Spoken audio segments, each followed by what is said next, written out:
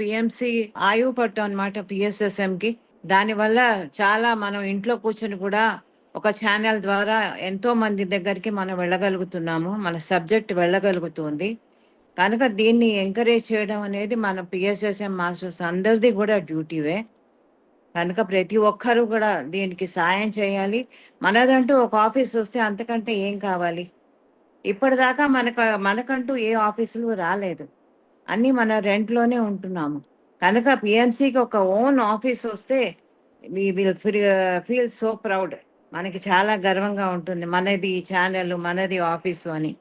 కనుక దీనికి ప్రతి ఒక్కరూ కూడా తనదైన దీంట్లో ఏదో ఒక సహాయం చేస్తూ ఉంటే ఇంతవరకు చాలా సహాయం చేశారు. ప్రతి ఒక్కరూ చేసిన దాని వల్లే పిఎంసి ఇంత దూరం వచ్చింది, కాదనలేదు. బట్ ఈ సహాయం అనేది ఒక చోట అయిపోయింది ఇంకా చాలు అనేది కాదు.